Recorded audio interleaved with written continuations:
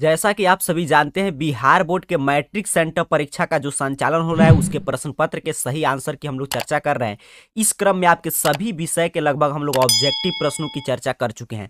अगर आप उस कोई भी क्लासेज आपका छूटा हुआ है तो इस चैनल को सब्सक्राइब करके प्लेलिस्ट सेक्शन में जाकर देखिएगा। मैंने मैट्रिक सेंटर एग्जाम 2022 के नाम से एक प्लेलिस्ट तैयार कर दिया है, जहां पे आपको क्रम से क्लासेज मिल जाएगा। वहां से जिस भी विषय का आपका आंसर की चाहिए, प्रश्न पत्र चाहिए, वहां से आप देख सकते हैं, या arcareerpoint.com वेबसाइट पे जाके आप विजिट कर सकते हैं। अभी के इस वीडियो में हम लोग आपके सेंटअप एग्जाम का जो साइंस का क्वेश्चन पेपर है उसके सब्जेक्टिव प्रश्न का सही उत्तर क्या है, आपके फिजिक्स, केमिस्ट्री, बायोलॉजी का लघु उत्तरीय, दीर्घ उत्तरीय प्रश्न लिखने का सही तरीका क्या होता है, इसकी चर्चा करेंगे। इससे क्या बेनिफिट है, तो सबसे पहला बेनिफिट ये होगा आपका कि अगर आपका सेंटअप एग्जाम नहीं हुआ है साइंस का, तो यहां से आप तैयार करके जा सकते हैं, क्योंकि ओरिजिनल क्वेश्चन पेपर हम लोग लेकर समझेंगे। अगर आपका एग्जाम हो गया तभी आपको फाइनल बोर्ड परीक्षा 2022 देना है, तो ये तरीका काफी जरूरी होता है, क्योंकि ऑब्जेक्टिव में तो ठीक है आप 40 में 40 साइंस में कर लेंगे, लेकिन सब्जेक्टिव में हम कैसे लिखे सर कि 40 में 40 स्कोर हो, कौन सा प्रश्न हमें छोड़ना चाहिए, कौन सा प्रश्न बनाना चाहिए, ये सभी आप सीखेंगे। उसके साथ साथ यहां से तमाम प्रश्न सीधे सीधे मैट्रिक बोर्ड परीक्षा 2022 में भी मिलने वाले हैं। तो यहां से शुरुआत हो रहा है आपके फिजिक्स अर्थात के भौतिक शास्त्र के प्रश्न का। कह रहा है कि 1 से 8 तक लघु उत्तरीय प्रश्न है, जिसमें से कोई भी 4 आपको बना देना है। मात्र 2-2 अंक का प्रश्न है, इसके लिए आपको 8 अंक दिया जाएगा। देखिए यहाँ पे सभी प्रश्न दिया गया है। पहला नंबर प्रश्न आपको कह रहा है कि उत्तल लेंस में आभासी प्रतिबिंब का बनना आरेख द्वारा दिखाएं। नीचे और भी प्रश्न है, 8 प्रश्न में से आप कोई भी 4 छोड़ सकते हैं, कोई भी 4 आप बना देंगे। हम भी आपको 4 ही का आंसर बताएंगे, लेकिन मैं आपको वही 4 का आंसर बताऊंगा जिसके पूछे जाने की संभावना इस साल के बोर्ड परीक्षा में भी सबसे ज्यादा हो, कि आपका ये भी एग्जाम क्लियर है, उसके साथ साथ बोर्ड एग्जाम की भी आपकी तैयारी हो। तो पहला प्रश्न भी आप लिख सकते हैं, इसमें कोई दिक्कत नहीं, हम लोग सीधे 4 ही का उत्तर की चर्चा करेंगे। दूसरा नंबर प्रश्न देखिए, कह रहा है कि गोलीय दर्पण की वक्रता त्रिज्या 20 सेंटीमीटर है, तो इसका फोकस अंतर क्या होगा। तो ये प्रश्न काफी महत्वपूर्ण है, काफी बार पूछा गया। चलिए देखते हैं, न्यूमेरिकल टाइप प्रश्न है, कैसे इसे आप बनाएंगे। इसको बनाने के लिए प्रश्न बहुत बार पूछा गया। आपको सिंपल सा फॉर्मूला A बराबर R/2 अगर मालूम है तो इसे आप आसानी से बना सकते हैं। देखिए आपको ऐसे लिखना है कि जहां R का मान अर्थात की त्रिज्या, वक्रता त्रिज्या का मान दिया था 20 सेंटीमीटर, हमें फोकस लेंथ निकालना था, तो F बराबर कितना होता है R/2, F बराबर 20/2, तो 10 सेंटीमीटर। प्लस माइनस आपको कुछ नहीं लगाना है, क्योंकि सीधे सवाल में गोलीय दर्पण पूछा है। तो यहाँ पे देख लीजिए, ऐसे आप बना देना है। मात्र इतना छोटा सा सवाल है, आपको 2 अंक मिल जाएगा। ये आपका ए प्रश्न कंप्लीट हुआ। अगला प्रश्न आपसे कह रहा है कि उस दर्पण का नाम बताइए जो किसी वस्तु का सीधा तथा आवर्धित प्रतिबिंब बना सकता है। चलिए ये भी प्रश्न महत्वपूर्ण है, इसका भी आंसर देखते हैं। तो इसका उत्तर आपको ऐसे ही 2 लाइन में लिख देना है। 2 अंक का प्रश्न है, आप लिख देंगे कि उस दर्पण का नाम क्या है। अवतल दर्पण, कॉनकेव मिरर। जब वस्तु को अवतल दर्पण के ध्रुव और फोकस के बीच रखा जाता है तो वो अवतल दर्पण जो है बिंब का सीधा तथा आवर्धित प्रतिबिंब बनाता है। तो ऐसे ही याद कर लीजिए, मात्र 2 लाइन का आपका उत्तर है कि जब हम अवतल दर्पण में वस्तु को ध्रुव तथा फोकस के बीच रखते हैं तो वस्तु का प्रतिबिंब जो है सीधा तथा आवर्धित बनता है। इतना आप लिख देंगे, आपका 2 अंक फिक्स हो गया। इसी में समय आपका 2 बता दिया। 2 का उत्तर आपको और लिखना है, तो नीचे देखते हैं और क्या क्या प्रश्न पूछा गया है। तो अगला प्रश्न है, सौर ऊर्जा का क्या महत्व है। बिल्कुल आसान प्रश्न है, आप लिख सकते हैं। नेक्स्ट प्रश्न है, 5 नंबर प्रश्न आपसे कह रहा है कि ओम के नियम को लिखें। और अगला प्रश्न है, विद्युत बल्ब में निष्क्रिय गैस क्यों भरा जाता है। तो ये 2 मैं बता दे रहा हूं, 2 ऊपर मैंने बता दिया, 2 ये आप लिख देंगे, 4 अंक हो जाएगा। आपका 4 प्रश्न हो गया, 8 अंक आपका एक कंप्लीट हो जाएगा। तो चलिए इस 2 प्रश्न का सही आंसर क्या होगा देखते हैं। ओम का नियम आपको याद होगा, बिल्कुल आसान, लेकिन हर साल के लिए VVI प्रश्न रहता है। आपको इस तरह लिख देना है कि यदि किसी चालक की भौतिक अवस्थाएं जैसे ताप आदि में कोई परिवर्तन न हो तो उसके सिरे पर लगाया गया विभवांतर उससे प्रवाहित विद्युत धारा के अनुक्रमानुपाती होता है। V समानुपाती I अथवा V बराबर IR, जहां R एक नियतांक है जिसे हम प्रतिरोध कहते हैं। तो इतना देख लीजिए, यहाँ पे स्क्रीनशॉट आप लेकर भी लिख सकते हैं। इतना आप लिख दीजिएगा, इसका भी उत्तर आपका कंप्लीट हो जाएगा। ओम का नियम इसे याद रखना है आपको फाइनल बोर्ड एग्जाम के लिए भी। और एक प्रश्न और पूछा था विद्युत बल्ब से कि विद्युत बल्ब में निष्क्रिय गैस क्यों भरा जाता है। तो ये उत्तर आप लिख देंगे, आपका 4 अंक कंप्लीट हो जाएगा। तो देखिए आपको उत्तर कुछ इस तरह लिखना है कि विद्युत बल्ब में टंगस्टन का फिलामेंट में हवा माध्यम में विद्युत धारा प्रवाहित की जाए तो यह हवा के ऑक्सीजन से ऑक्सीकृत होकर भंगुर हो जाएगा और टूट जाएगा। इसलिए फिलामेंट को टूटने से बचाने के लिए कांच के बल्ब के अंदर हवा को निकालकर निष्क्रिय गैस भर दिया जाता है। गैसों को निम्न दाब पे भरा जाता है जिससे कि संवहन द्वारा ऊष्मा की हानि न्यूनतम हो, अर्थात कि फिलामेंट नहीं टूटे, इसको बचाने के लिए विद्युत बल्ब में क्या भरते हैं हम लोग, निष्क्रिय गैस। तो उत्तर का स्क्रीनशॉट लेकर या रोक कर आप लिख सकते हैं। इतना आपको लिख देना है, आपका ये भी 2 अंक कंप्लीट हो गया। इस तरह आप 4 प्रश्न जो मैंने बताया आप लिख देंगे, आपका 8 अंक कंप्लीट हो जाएगा। जाएगा। 2-2 अंक का प्रश्न था। आगे भी देखिए प्रश्न है, ग्रीन हाउस गैस जो CO2 के कारण उत्पन्न होता है, ये भी आप लिख सकते हैं। बोल्ट का परिभाषा भी आप लिख सकते हैं, भी मन में आए वो लिख सकते हैं, लेकिन 4 प्रश्न बता दिया जो महत्वपूर्ण था।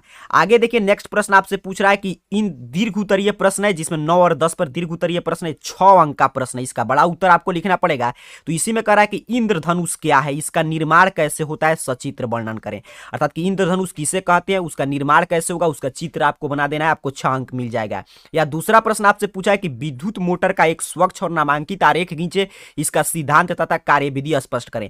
मैं आपको पहला इंद्रधनुष वाला प्रश्न बता दे रहा हूं, दूसरा भी काफी महत्वपूर्ण है, लेकिन मैं क्यों नहीं बता रहा हूं, क्योंकि आप अगर इस चैनल के रेगुलर व्यूअर हैं तो आपको ये प्रश्न मालूम होगा। मैं आपको टॉपर सीरीज में इसका उत्तर लिखा दिया था, तो वहां से आप देख सकते हैं। आपको एक ही उत्तर लिखना है, तो चलिए मैं पहला का उत्तर आपको बता दे रहा हूं। तो देखिए इंद्रधनुष के बारे में ऐसे आपको लिखना है, यहाँ पे आप पूरा देख पा रहे हैं, यहाँ पे बड़ा सा उत्तर होगा, यहाँ पे आप स्क्रीनशॉट लेकर भी इसे लिख सकते हैं। पूरा यहाँ तक आपको लिखना पड़ेगा, फिर ये चित्र आपको बनाना पड़ेगा, फिर ये नीचे जो यहाँ तक दिखाई दे रहा है यहाँ तक आपको इंद्रधनुष पूरा लिखना पड़ेगा, तभी आपको 6 अंक मिलेगा। कुल मिलाकर आइए समझते हैं कैसे आपको लिखना है। तो वर्षा के पश्चात आकाश में सूर्य प्रकाश की उपस्थिति में जल के सूक्ष्म कण में दिखाई देने वाला इंद्रधनुष एक प्राकृतिक स्पेक्ट्रम है। इंद्रधनुष का बनना प्रकाश के परिक्षेपण क्रिया का परिणाम है। वायुमंडल में उपस्थित वर्षा की बूंदों से प्रकाश के अपवर्तन तथा पूर्ण आंतरिक परावर्तन के पश्चात विक्षेपित होने से इंद्रधनुष का निर्माण होता है। अर्थात प्रकाश के अपवर्तन, पूर्ण आंतरिक परावर्तन तथा विक्षेपण का संयुक्त प्रभाव के कारण इंद्रधनुष का निर्माण होता है। इंद्रधनुष सदैव सूर्य के विपरीत दिशा में विपरीत चाप के रूप में दिखाई देता है। अर्थात कि इंद्रधनुष आपके जो बारिश होगा उसके बाद जो भी वर्षा का सूक्ष्म कण वायुमंडल में उपस्थित रहते हैं, उन्हीं के अपवर्तन, पूर्ण आंतरिक परिवर्तन और प्रकाश के विक्षेपण के क्रिया से आपको इंद्रधनुष का निर्माण दिखाई देगा। उसके बाद बोला था चित्र बनाना है, तो ये चित्र आप बना देंगे। और नीचे जो यहां तक दिखाई दे रहा है कि इंद्रधनुष में कैसे प्रिज्म के भांति परिवर्तन होता है, 7 रंग का, यहां तक आप लिख देंगे, आपका उत्तर कंप्लीट हो जाएगा। स्क्रीनशॉट ले लीजिए। पिक्चर आपको जरूर बनाना है क्योंकि 6 अंक का प्रश्न है। इस तरह कंप्लीट हो गया आपका फिजिक्स पार्ट, आपको कंप्लीट कर देना है। ऑब्जेक्टिव में पहले बता चुका हूं, इसी चैनल पे आप देख लीजिएगा। सब्जेक्टिव भी आपका कंप्लीट हुआ। चलिए केमिस्ट्री का फिर आपको सॉल्व करना पड़ेगा। तो केमिस्ट्री में भी आपको कह रहा है कि 11 से 18 तक लघु उत्तरीय प्रश्न है, 8 प्रश्न पूछा गया है, जिसमें से 4 का आपको जवाब देना है। 2-2 अंक का प्रश्न है। तो पहला प्रश्न कह रहा है कि इसमें भी मैं वही आपको बताऊंगा, 4 प्रश्न मैं आपको लिखा दूंगा, लेकिन वही जो बोर्ड परीक्षा में भी काम आए और यहाँ पे भी काम आए। तो पहला प्रश्न कर रहा है ओजोन स्तर का क्या महत्व है, तो आप लिख सकते हैं ओजोन स्तर है तभी आपका सूर्य का पराबैंगनी किरण से हम लोग का रक्षा हो पाता है, तो ये आप लिख सकते हैं। लिटमस विलियन के बारे में क्या आप जानते हैं, ये भी आप लिख सकते हैं। लिटमस विलियन से हम लोग अम्लीय क्षारीय पता करते हैं, तो ये भी आप लिख सकते हैं 12 नंबर का। 13 नंबर प्रश्न काफी महत्वपूर्ण है, इसका उत्तर मैं आपको लिखा दे रहा हूं। कह रहा है कि सोडियम हाइड्रोजन कार्बोनेट अर्थात कि NaHCO3 बेकिंग सोडा का कोई 2 उपयोग लिखिए। NaHCO3 अर्थात कि बेकिंग सोडा का सिर्फ हमें उपयोग लिखना है, तो ये सब आपको लिखने की आवश्यकता नहीं है। सिंपल आप लिख सकते हैं कि बेकिंग सोडा का रासायनिक नाम NaOHCO3 है और जिसका रासायनिक नाम सोडियम बाइकार्बोनेट है, और इसके 2 उपयोग निम्नलिखित है। क्योंकि 2 अंक का ही प्रश्न है, आपको ज्यादा नहीं लिखना है, जितना पूछा जाए उतना ही लिखना चाहिए, तभी अंक मिलता है। आपको 2 ही उपयोग यहाँ पे लिख देना है। पहला उपयोग क्या होता है कि इसका उपयोग बेकिंग पाउडर बनाने में किया जाता है। दूसरा उपयोग पेट के खराबी की अवस्था में औषधि का कार्य करता है। तीसरा भी लिख सकते हैं कि इसे अग्नि निवारक यंत्र में भी भरा जाता है। तो इसी का आपको बस इतना ही आप लिख देंगे, आपका उत्तर कंप्लीट हो जाएगा। चलिए केमिस्ट्री का मैं आपको एक उत्तर लिखा दिया, कोई भी आप लिख सकते हैं। मैं जो उत्तर बता रहा हूं महत्वपूर्ण प्रश्न है आपके मैट्रिक बोर्ड परीक्षा 2022 के लिए भी। अगला प्रश्न अपने से पूछा है कि रासायनिक समीकरण को संतुलित करें। 2 अंक का प्रश्न, इसीलिए 2 रासायनिक समीकरण दिया गया है, इसको आपको संतुलित कर देना है। यहाँ पे देखिए आपसे एक HNO3 वाला पूछा था, एक NaOH वाला, तो सिंपल सा आपको HNO3 के पहले 2 लगा देना, यहाँ पे ध्यान से देख लीजिए, और इधर इस साइड में आपके उत्पाद के साइड में H2O के पहले 2। यही काम आपको दूसरे में करना है। NaOH में भी यहाँ पे 2 लगाना है, फिर H2O में 2। बस बिल्कुल आसान टाइप, क्योंकि 2 अंक का प्रश्न है। यहाँ पे देख लीजिए यही 2 प्रश्न है, दोनों टाइप H2O में के पहले आपको 2 लगाना है और फिर पहले वाले अभिकारक के पहले आपको 2 लगा देना है, समीकरण संतुलित हो जाएगा। बिल्कुल यही प्रश्न NCERT का पूछा गया है। चलिए ये भी आपका कंप्लीट हुआ। मैं आपको 4 प्रश्न जरूर बताऊंगा ताकि आपका कोई भी अंक कम नहीं आए। अगला प्रश्न आपसे कह रहा है कि पीतल एवं तांबे के बर्तन में दही एवं खट्टे पदार्थ को क्यों नहीं रखना चाहिए। तो 2 मैंने ऊपर आपको बता दिया, 2 मैं यहाँ पे और बता दे रहा हूँ। एक इसका उत्तर मैं आपको लिखा दे रहा हूँ, और ये समवायता क्या है ये भी प्रश्न महत्वपूर्ण है। तो चलिए इस दोनों का उत्तर आप कैसे लिखेंगे इसको सीखते हैं। तो पहला प्रश्न पूछा था कि पीतल एवं तांबे के बर्तन में दही एवं खट्टे पदार्थ को क्यों नहीं रखना चाहिए सर, तो उत्तर आपको इस तरह लिखना है कि यदि पीतल एवं तांबे के बर्तन में दही एवं खट्टे पदार्थ रखे जाएंगे तो अम्लों की उपस्थिति के कारण धातु के सतह से क्रिया करके विषैले यौगिक का निर्माण करेंगे जो हमारे शरीर के लिए हानिकारक होंगे, इसीलिए पीतल एवं तांबे के बर्तन में इन्हें नहीं रखना चाहिए। यहाँ पे देख लीजिए क्यों नहीं रखते हैं, क्योंकि उसमें अम्ल होता है और अम्ल जो है धातु के साथ अभिक्रिया करके आप जानते हैं विषैले यौगिक का निर्माण करेंगे जो हमारे शरीर के लिए हानिकारक होता है, इसलिए पीतल तथा तांबा के बर्तन में दही या कोई भी खाटा पदार्थ हमको नहीं रखना चाहिए। इतना आपको लिख देना है, उत्तर इसका कंप्लीट हो जाएगा। एक प्रश्न का आपको और उत्तर लिखना था, तो उसका अगला प्रश्न था समवायता क्या है। तो देखिए समवायता जो है कार्बनिक यौगिकों में पाई जाने वाली वैसी घटना है जिसमें एक ही अणु सूत्र के विभिन्न यौगिकों का बोध होता है, जिनके गुण में अंतर पाया जाता है। एक ही अणु सूत्र में व्यक्त होने वाले यौगिक समवायी कहलाते हैं और यह घटना क्या कहलाता है, समवायता आइसोमोरिज्म। यहां पे लिख सकते हैं, एक उदाहरण भी दिया गया है C2H6O का कि कैसे एक गुण में अंतर इनका पाया जा रहा है लेकिन संरचना सूत्र इनका बिल्कुल समान है। तो ये पूरा स्क्रीनशॉट लेकर आपको लिख लेना है, ऐसे आप लिख देंगे इसका उत्तर कंप्लीट हुआ और इसके साथ साथ आपका केमिस्ट्री का लिख दिए 8 अंक आपको मिल गया। को आगे पूछा था कि केक तथा पावरोटी बनाने में बेकिंग सोडा का उपयोग क्यों किया जाता है, ये भी आप लिख सकते हैं। साबुन क्या है, कोई भी आपको लिख देना है, मैं 4 आपको उत्तर लिखा दिया हूं। अब मिलेगा आपको दीर्घ उत्तरीय प्रश्न, इसमें पहला पूछ रहा है 2 दीर्घ उत्तरीय प्रश्न है, 5 ही अंक का है, इसका दोनों में से कोई एक का उत्तर लिखना है। तो पहला है साबुन और अपमार्जक में अंतर बताइए। चलिए मैं इसी का उत्तर आपको लिखा दे रहा हूं। दूसरा प्रश्न क्या है उसको भी देख लेते हैं। तो कह रहा है जल संरक्षण एवं जल प्रबंधन के लिए क्या किया जाना चाहिए, दोनों में से कोई आपको एक ही लिखना है। साबुन और अपमार्जक में अंतर ही आप लिखिएगा क्योंकि ये महत्वपूर्ण है, काफी इसको याद कर लेना है, बोर्ड परीक्षा में भी इसके पूछे जाने की संभावना बना रहता है। तो ऐसे बॉक्स बना के आपको अंतर लिख देना है कि साबुन के साइड में लिखिएगा कि ये सोडियम एवं पोटेशियम के उच्च वाष्पीय अम्लों के लौड़ से बनते हैं, कि वाष्पीय अम्लों में 16 से 18 कार्बन परमाणु होते हैं। और यही अपमार्जक में आपको लिखना है कि ये लंबी श्रृंखला वाले बेंजीन सल्फोनिक अम्ल का सोडियम लौन है तथा लंबी श्रेणी वाले एल्काइल हाइड्रोजन सल्फेट का सोडियम लौन होते हैं। एक अंतर हो गया, 5 अंक का प्रश्न था। दूसरा अंतर में लिखना है आपको इसका संरचना सूत्र की साबुन का जो है रासायनिक संरचना इस प्रकार होता है C15H32 COONA या C17H32 COONA साबुन का रासायनिक संरचना है। और वहीं पे अपमार्जक का रासायनिक संरचना ऐसे आपको लिख देना है, यहाँ पे आप देख पा रहे हैं। फिर तीसरे अंतर की बात करें कि अणु जो साबुन के होते हैं वो इस प्रकार से होते हैं और यहाँ पे इसके अणुसूत्र पूरा आप यहाँ पे देख लीजिए, इसी रूप में आपको अंतर लिख देना है। इस प्रश्न का उत्तर आपका कंप्लीट हो जाएगा। अगर आप लिख रहे होंगे तो वीडियो को रोककर लिख सकते हैं, स्क्रीनशॉट भी आप ले सकते हैं। इस प्रकार आपका केमिस्ट्री का भी आप पूरा क्वेश्चन सॉल्व कर लेंगे। देखिए मैं आपको पूरा बता दे रहा हूं, ऐसे अगर आप ऑब्जेक्टिव का क्लास देखेंगे तो आपको 40 ही बनाना है और सब्जेक्टिव मैं आपको लिखा दे रहा हूं, ऐसे आप याद कर लेंगे तो फाइनल बोर्ड एग्जाम में भी मैं बार बार बोल रहा हूं इसका मदद होगा। और उसके साथ साथ आपका सेंटअप एग्जाम में सोचिए ऐसे आप लिख के आते हैं तो आपका 80/80 अंक आराम से आएगा और 20 अंक प्रैक्टिकल, तो 100/100 आप स्कोर कर सकते हैं। अब जीव विज्ञान आपका शेष रहा, तो जीव विज्ञान के चलिए प्रश्नों की चर्चा करते हैं। इसमें कह रहा है कि आपका इसमें भी लघु उत्तरीय 8 पूछा गया, जिसे आपको 4 का जवाब देना, 2-2 अंक का है, 8 अंक इसके लिए आपको दिए जाएंगे। तो चलिए मैं 4 का उत्तर आपको सिखा दूंगा, प्रश्न पूरा हम लोग समझेंगे। पहला प्रश्न कह रहा है कि प्रकाश संश्लेषण से आप क्या समझते हैं, समीकरण दे। प्रकाश संश्लेषण जो अभिक्रिया पढ़े होंगे जिससे कि पेड़ पौधे अपना भोजन बनाते हैं, तो वो आप लिख सकते हैं। दूसरा प्रश्न उसी तरह है कि आपके समजातीय श्रेणी क्या है, उदाहरण दे। ये भी प्रश्न आप लिख सकते हैं, कोई 4 ही का उत्तर लिखना है, मैं आपको 4 का लिखा दूंगा।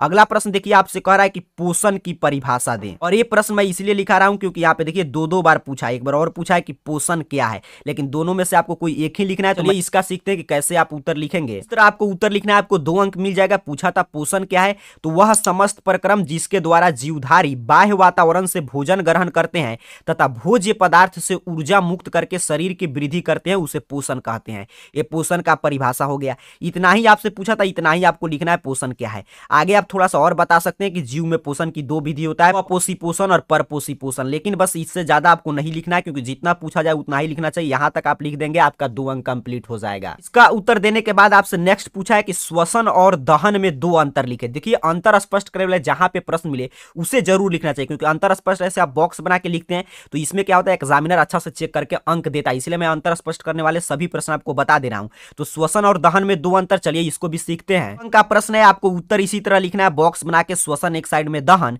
श्वसन का पहले परिभाषा लिख दीजिएगा कि शरीर के बाहर से ऑक्सीजन को ग्रहण करना तथा कोशिकीय आवश्यकताओं के अनुसार खाद्य स्रोत विघटन में इसका उपयोग श्वसन कहलाता है। तो यही ऑक्सीजन जो हमारे अंदर ग्रहण होता है और भोजन को जो पचाने में जो भी भूमिका निभाता है, उसके साथ साथ की आवश्यकताओं के लिए खाद्य को जो विघटन करता है उसे हम क्या बोलते हैं, श्वसन। फिर दहन का परिभाषा आपको लिख देना है कि जब कोई पदार्थ ऑक्सीजन की उपस्थिति में जलता है तो क्या कहलाएगा, दहन श्वसन, 2 ही अंक का प्रश्न था, 2 ही अंतर आपको लिखना है। दूसरा अंतर आपको लिखना है कि श्वसन में जो है ऊष्मा तथा प्रकाश की उत्पत्ति नहीं होती है, और वहीं पे दहन पे देख लीजिए, इसमें ऊष्मा तथा प्रकाश की उत्पत्ति होता है। तो इसी तरह बॉक्स बना के आप जरूर लिखिएगा, आपको 2 में 2 अंक मिल जाएगा। अगला है उत्सर्जन क्या है, उत्सर्जन के 2 प्रमुख अंक, तो ये भी आप लिख सकते हैं। मैं बोला मैं अंतर स्पष्ट करने वाला जरूर प्रश्न आपको बताऊंगा। अगला प्रश्न है कि पादप हार्मोन क्या है, और उसके नीचे धमनी और सीरा में कोई 2 अंतर लिखिए। ये दोनों प्रश्न आपके बोर्ड परीक्षा के लिए भी काफी महत्वपूर्ण है। चलिए इन दोनों प्रश्न का मैं आपको उत्तर लिखा दे रहा हूं, आपका 4 प्रश्न कंप्लीट हो जाएगा बायोलॉजी में भी। एक प्रश्न आपसे क्या पूछा था कि पादप हार्मोन क्या है, एनसीईआरटी का प्रश्न, इसलिए मैं बता रहा हूं क्योंकि फाइनल बोर्ड परीक्षा में पूछा जा सकता है। तो याद कर लीजिए, इस रूप में आपको आंसर लिख कर आना है कि वे विभिन्न प्रकार के रासायनिक पदार्थ जो पौधों में वृद्धि और विभेदन संबंधी क्रियाओं पर नियंत्रण करते हैं, उन्हें पादप हार्मोन कहते हैं। पादप हार्मोन अनेक प्रकार के होते हैं, जैसे ऑक्सिन, इथाइलिन, जिब्रेलिन, साइटोकाइनिन तथा एब्सिसिक अम्ल। इसी तरह आप इसका स्क्रीनशॉट लेकर भी लिख सकते हैं। इतना ही आपको लिख कर आ जाना है, 2 अंक कंप्लीट हो जाएगा। अगला प्रश्न आपसे पूछा था कि धमनी और सीरा में अंतर लिखे, तो देखिए आपको एक कोशिका वाला पार्ट नहीं लिखना है, आपको 2 ही बॉक्स बनाना है, और धमनी और सीरा में कोई 2 अंतर आप लिख सकते हैं क्योंकि 2 अंक का प्रश्न था। तो यहां पे समझ लीजिए, धमनी साइड में आपको पहला अंतर है कि इनकी दीवार तन्य मोटी तथा पेशी युक्त होता है, सीरा इसका दीवार पतला रेशेदार तथा तन्य होता है। फिर आपको धमनी में दूसरा अंतर लिखना है कि इनके अंदर की गुहिका छोटी होती है, वहीं पे सीरा में इनकी गुहिका बड़ी होती है।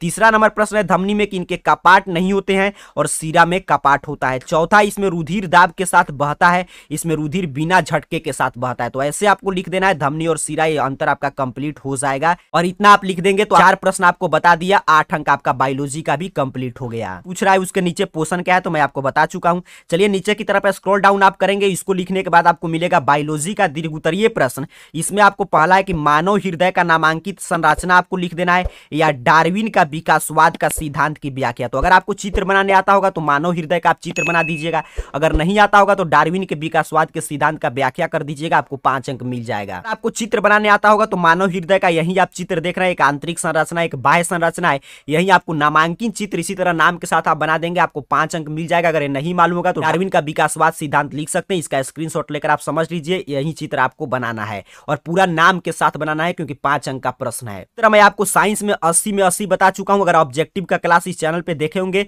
और ये सब्जेक्टिव भी ऐसे आप लिख देंगे, आपका 80 में 80 अंक आएगा। और कोई विषय का आपका एग्जाम होगा तो सभी का वीडियो में बोला अपलोड हो चुका है। मैट्रिक सेंटर परीक्षा 2022 के सभी विषय का प्रश्न पत्र, उसका सही आंसर की डाउनलोड करने के लिए आपको अपने मोबाइल का कोई भी ब्राउजर ओपन करना है और गूगल सर्च बॉक्स में आकर सिंपल सा इस चैनल का नाम AR कैरियर पॉइंट यहाँ पे आपके सामने शो कर रहा है, ऐसे आपको टाइप करके सर्च कर देना है। ऐसे ही आप AR कैरियर पॉइंट टाइप करके सर्च करेंगे, आपके सामने सर्च रिजल्ट आएगा और आपके सामने 2 वेबसाइट ओपन होगा, एक होगा arcareerpoint.in और दूसरा रहेगा arcareerpoint.com। तो जहां पे आपको ढूंढना है arcareerpoint.com वेबसाइट नजर आएगा, इस पे आपको क्लिक कर देना है। तो ही आप क्लिक करेंगे, आपके सामने कुछ इस तरह arcareerpoint.com वेबसाइट ओपन हो जाएगा। यहीं पे आपको नीचे की तरफ स्क्रॉल डाउन करना है और दूसरे नंबर पोस्ट पे आपको दिखाई देगा 10th सेंटअप एग्जाम आंसर की सभी विषय का, सिंपल सा आपको इस पोस्ट पे क्लिक कर देना है। ऐसे ही आप arcareerpoint.com वेबसाइट पे पहुंच के दूसरे number post 10th sent up exam answer की पे क्लिक करेंगे,